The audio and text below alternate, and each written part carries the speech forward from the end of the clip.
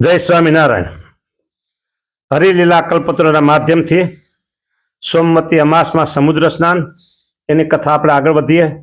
શ્રી હરિએ પ્રાતઃકાળનું ગાન કરતા કુકડાઓનો ધ્વનિ સાંભળીને તત્કાળ યોગ નિદ્રાનો ત્યાગ કર્યો. પછી શ્રી હરિ શૌચ વિધિ કરીને ડાબો હાથ 10 વાર તથા ડાબો જમણો બંને હાથ ભેગા કરીને 7 વાર પવિત્ર મૃતિકાથી ધોઈ હાથ પગની શુદ્ધિ કરીને પછી દંત તાવન કરીને તથા સ્નાન કરીને પોતાનો યથાશાસ્ત્ર સર્વ નિત્ય વિધિ પોતાના આચરણથી આશ્રિતોમાં પ્રવર્તવા માટે કરતા હતા. પછી શ્રી હરિ સ્નાન કરવા માટે સમુદ્ર પ્રત્યે જવા તૈયાર થયા અને પોતાના સેવકોને મોકલીને સર્વે પાર્ષદોને તથા ઘોડેસવારો તથા સાધુ વર્ણી તથા હરિભક્તોને તત્કાળ તૈયાર કર્યા. પછી પાર્ષદો બંદૂક ઢાલ તલવાર વગેરે લઈને સજ્જ થયા તથા ઘોડે સવારો પણ તૈયાર થયા. તેમજ શ્રી હરિના સેવક નાના ભક્ત શ્રી હરિના અતિ શ્રેષ્ઠ ઘોડાને અનેક પ્રકારના અલંકારોથી સુશોભિત કરી શ્રી હરિ સમીપે લઈ આવ્યા. હે રાજન એટલે માનસી રાજા. હે રાજન કોણ બોલે છે? તો સુકાનંદ સાંઈ બોલે છે. હે રાજન. પછી ધર્મપુત્ર શ્રી ઉત્તમ સફેદ ઘોડા ઉપર ચંચળતાથી કૂદીને બિરાજ્યા. ઠેકડોમાં જમ્પ માર્યો, ભગવાન ઘોડા ઉપર બિરાજ્યા. હે રાજન. ઘણા સત્સંગીઓ શ્રી હરિના પદો ગાતા શ્રી હરિની આગળ ચાલતા હતા.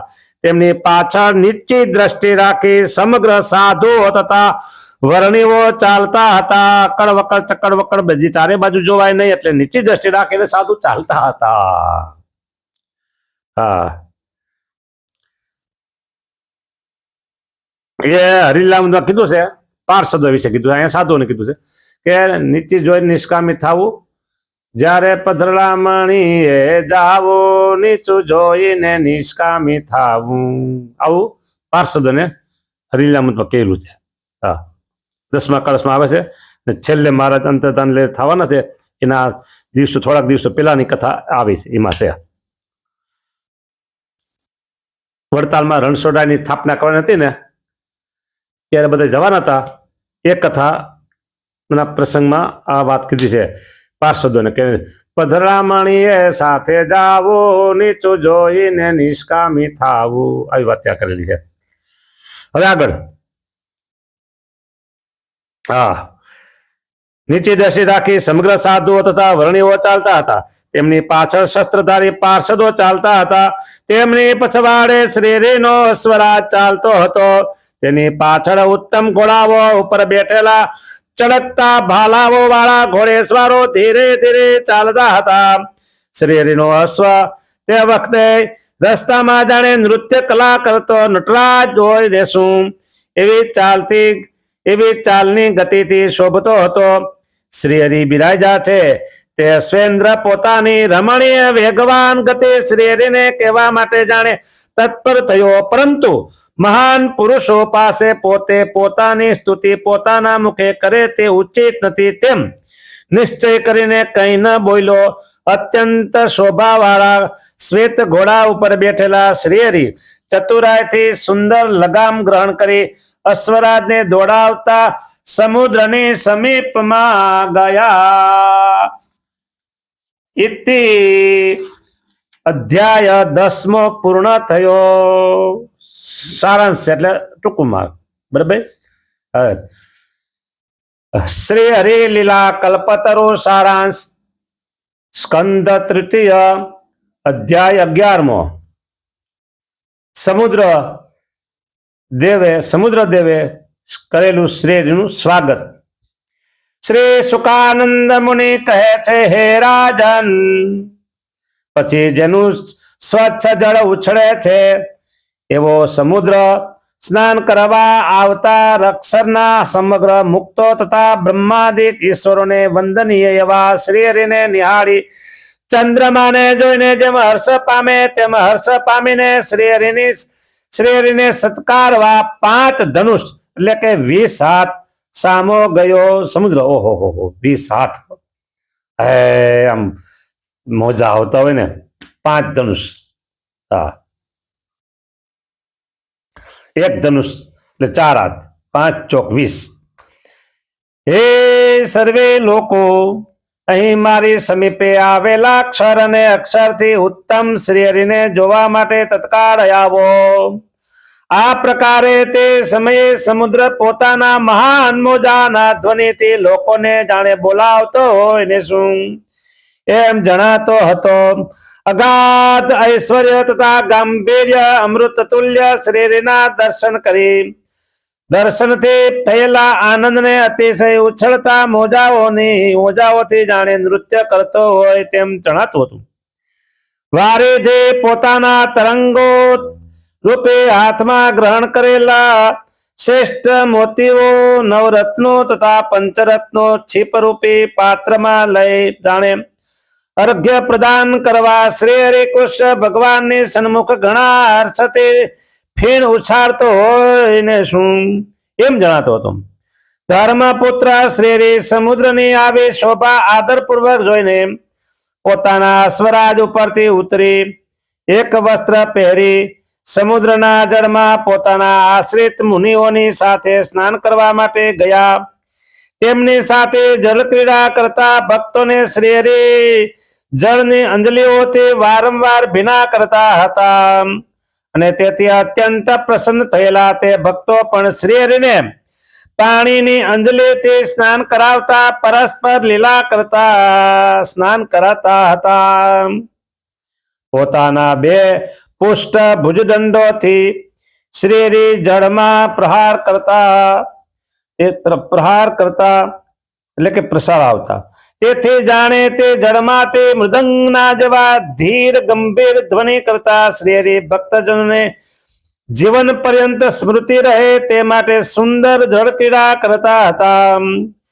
તે સમયે સમુદ્ર સુંદર સારસ ચક્રવાક રાજહંસો બતકો કલહંસો વગેરે પક્ષીઓના મધુર શબ્દ વડે તથા મૃદંગની માફક ગંભીર જળના ધ્વનિ રૂપી વાદ્યો વડે જાણે આનંદ પૂર્વક મનોહર ગાન કરતો હોય એમ અત્યંત શોભતો હતો. શ્રી હરિ સમુદ્રમાં સ્નાન કરીને પોતાના પાર્ષદ ભીમા ભક્તનો હાથ પકડીને સમુદ્રને કાંઠે પધાર્યા. બીજા રત્નજીત સેવકે કોમળ અને સૂક્ષ્મ વસ્ત્રથી શ્રી હરિનું શરીર લૂસ્યું.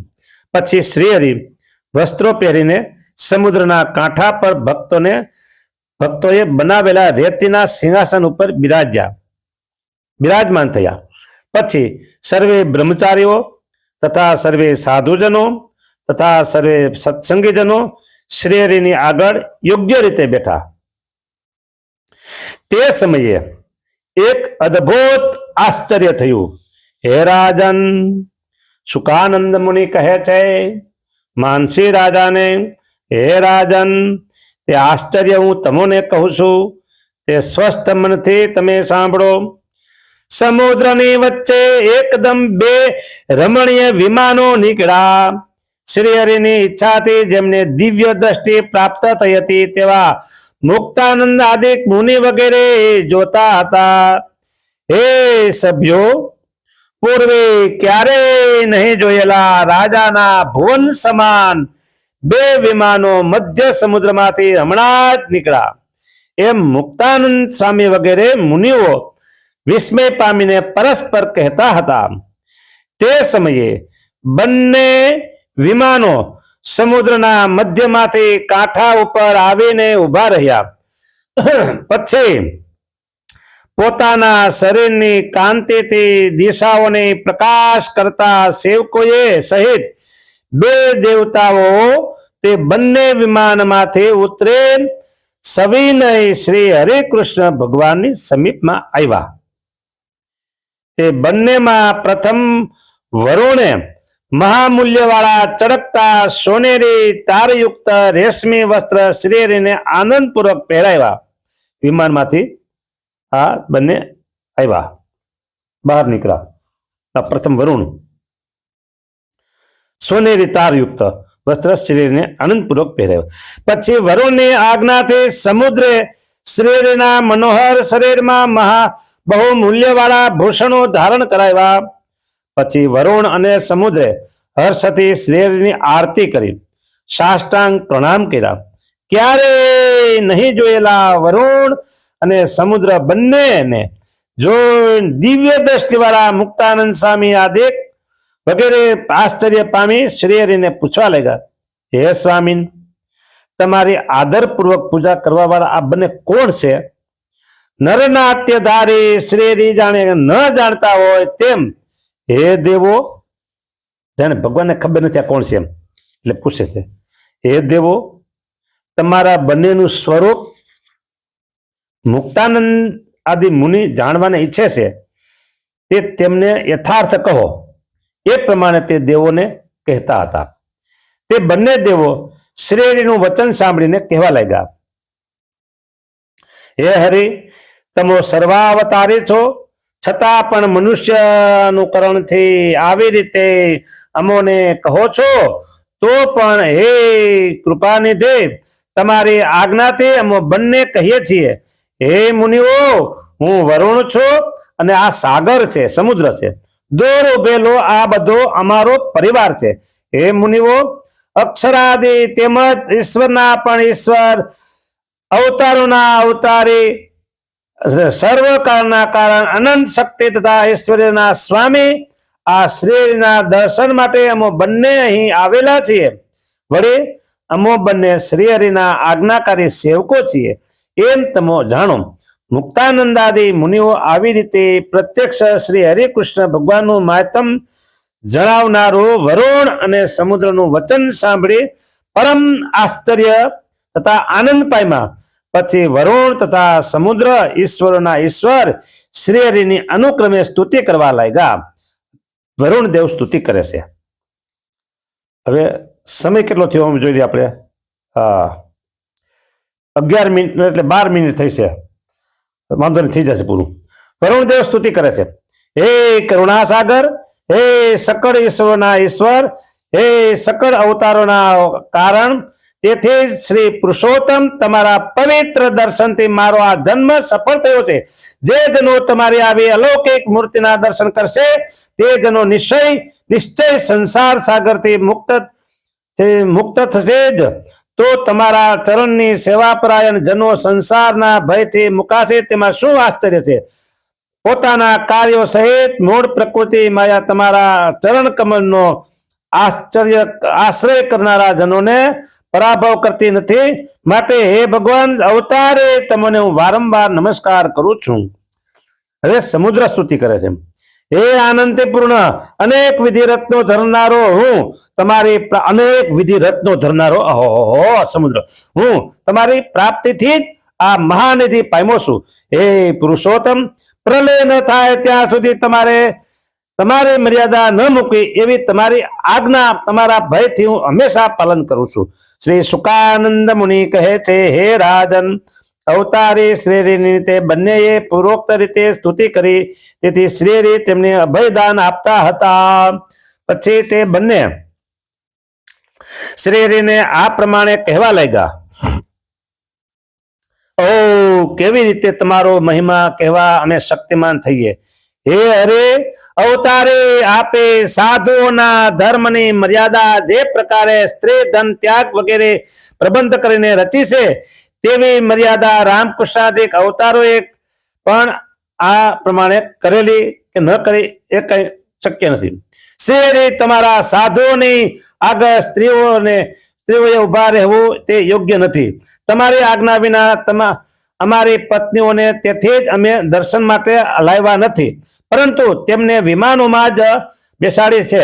તેથી હે સ્વામી, તમારી આજ્ઞા હોય તો અમારી સ્ત્રીઓ તમારું દર્શન કરે. તમારા ચરણ કમળના સ્પર્શ વિના એ સ્ત્રીઓનું આત્યંતિક કલ્યાણ કેમ થાય? શ્રી હરિ તેમનું આવું વચન સાંભળીને સત્પુરુષોની સભામાંથી તત્કાળ ઉઠીને તે જે સ્થાનમાં તેમની પત્નીઓ હતા ત્યાં પ્રભુ પધાર્યા. પછી તે સ્ત્રીઓએ અવતારે શ્રી હરિને સ્નેહયુક્ત વિનયપૂર્વક પંચાંગ પ્રણામ કર્યા. પછી વરુણ તથા સાગર સહસ્ત્ર સાધનોથી દુષ્પ્રાપ્ય પ્રત્યક્ષ પુરુષોત્તમ શ્રીહરિના દર્શન કરી તત્કાળ અંતર્ધાન થયા. પછી શ્રીહરિ પણ પોતાના આશ્રિત જન સમુદાય સાથે પોતાના નિવાસ સ્થાન પ્રત્યે પધાર્યા. આ પ્રમાણે 11મો અધ્યાય સારાંશ પૂરો થયો. સ્વામિનારાયણ ભગવાનની જય જય જય. કઈ મધુરી વાત આવી ને?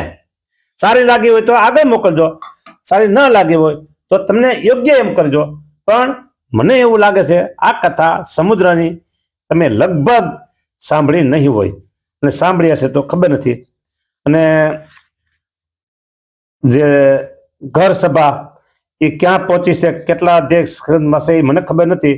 કદાચ એમાં કથા આવી ગઈ હોય તો તમે સાંભળી હશે, નહીં આવી હોય તો આવશે ત્યારે સાંભળશો.